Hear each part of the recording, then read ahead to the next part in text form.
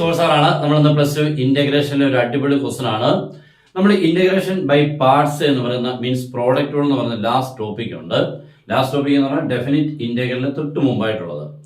അതിനുള്ളിൽ ഒരു important question ആണ്. ഈ ക്വസ്റ്റൻ മിക്കവാറും കുട്ടികൾ വന്നു കഴിഞ്ഞാൽ ചെയ്യാൻ പാടാൻ അല്ലെങ്കിൽ ചെയ്യത്തില്ല എന്ന് വിടത്തേ ഉള്ളൂ. കാരണം ഇതിന് നമ്മൾ ഈ കാണുന്ന പോലെയല്ല, ഇതിനെ ചെയ്യാനുള്ള ഒരു ചെറിയൊരു പ്രത്യേകതയുണ്ട്. എല്ലാ വർഷവും ഇപ്പൊ എക്സാമിന് ഇത് ചോദിക്കുന്നുണ്ട്. ചിലപ്പോൾ അത് 1 മാർക്ക് ആയിരിക്കും, ചിലപ്പോൾ 2 മാർക്സ് അല്ലെങ്കിൽ 3 മാർക്സ്.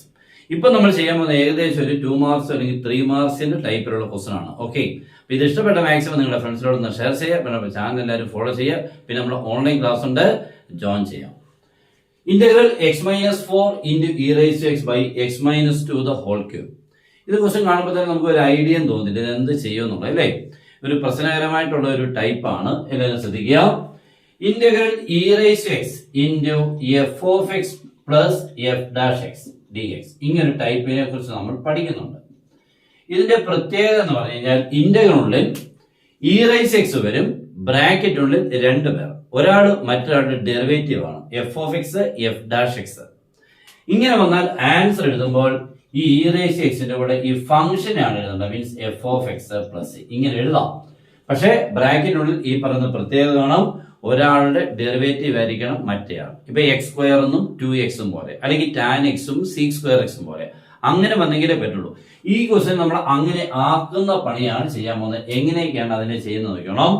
അപ്പൊ അതിനുവേണ്ടി ഇങ്ങനെയൊക്കെ വരുമ്പോൾ നോക്കിയാൽ ഡിനോമിനേറ്ററുമായിട്ട് റിലേറ്റ് ചെയ്ത് ന്യൂമറേറ്റർ എഴുതുന്നത്. ഇവിടെ x-2 ആ, ന്യൂമറേറ്റർ x-4 ആ. അപ്പൊ നമ്മൾ ആ x-4നെ x-2ന്റെ ടേംസിനോട് മാറ്റുമ്പോൾ നോക്കിയാണെ x-2 -2 by x-2 the whole cube. തുടക്കത്തിലുള്ള e raised to x അതേപോലെ ഇവിടെ ഞാൻ എഴുതിയിട്ടുണ്ട് കേട്ടോ. ഇന്റഗ്രൽ ബ്രാക്കറ്റ് ഒക്കെ ഇട്ടു dx. First step. ഓക്കെ, അപ്പം x-4നെ x-2 -2 എന്നിട്ട് ഇയാൾക്ക് ഒരു ചെറിയ ബ്രാക്കറ്റ് ഇട്ടെടുത്ത് നമുക്കറിയാം a-b/c എന്ന് പറഞ്ഞാൽ a/c b/c നമുക്ക് 2 ആക്കി മാറ്റാം. ഓക്കെ, അപ്പൊ ഇവിടെ x-2 -2 whole divide by x-2 the whole cube നെ ഇതേ ബൈ ഡിനോമിനേറ്റർ അങ്ങനെ 2 ആക്കി മാറ്റണം. That is integral e raised to x into x-2 by x-2 the whole cube minus 2 by x-2 the whole cube. ഇങ്ങനെ 2 terms ആക്കി മാറ്റണം. Okay, ഇതേ by denominator that is equal to integral e raised to x into ഇതും x-2 ഇതും x-2. അപ്പൊ ഒരെണ്ണം കുറഞ്ഞിട്ട് 1 by x-2 the whole square. ഇപ്പൊ നമ്മള് a/a³ എന്ന് കണ്ടാൽ ഒരേ ക്യാൻസൽ ആയിക്കൊണ്ട് 1 by ആരെന്ന് എഴുതാം a². അതേപോലെയാണ് x-2 by x-2 the whole cube. ഇവിടുത്തെ ഡിഗ്രി 1, ഇവിടുത്തെ ഡിഗ്രി 3 കട്ട് ചെയ്താൽ ബാക്കി 2 ഡിനോമിനേറ്റർ വരും. ഇതിനെ അതേപടി ചെയ്യാൻ 2 by x-2 the whole cube. Okay, ഇങ്ങനെ എഴുതുമ്പോൾ ഇവിടെ ഒരു പ്രത്യേകതയുണ്ട്. ഇതും തമ്മിൽ നോക്കിയാൽ ഇയാളുടെ ഡെറിവേറ്റീവ് ആണ് ഈ കിടക്കുന്നത്, ഇതിന്റെ ഡെറിവേറ്റീവ് ആണ് ഈ കിടക്കുന്നത്. പക്ഷെ നമുക്ക് കണ്ടാൽ തോന്നുന്നില്ല. ഓക്കെ, നോക്കാം.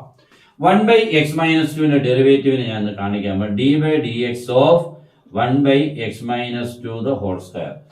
ഇതിന്റെ ഡെറിവേറ്റീവ് എടുത്താൽ ഇത് കിട്ടുമെന്ന് ഞാൻ കാണിക്കാൻ പോണേ. ദാറ്റ് ഈസ് ഇതിനെ നമ്മൾ ന്യൂമറേറ്റർ എത്തുമ്പോൾ d/dx of x-2 whole raised to -2 എന്നാവും. ഡിനോമിനേറ്റർ കിടക്കുന്ന ന്യൂമറേറ്റർ എഴുതുമ്പോൾ x-2 whole raised to -2.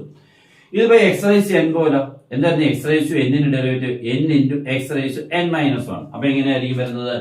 -2 into x-2 raised to -2 that is equal to -2 into x-2 raised to -3. That can be written as -2 by x-2 whole cube.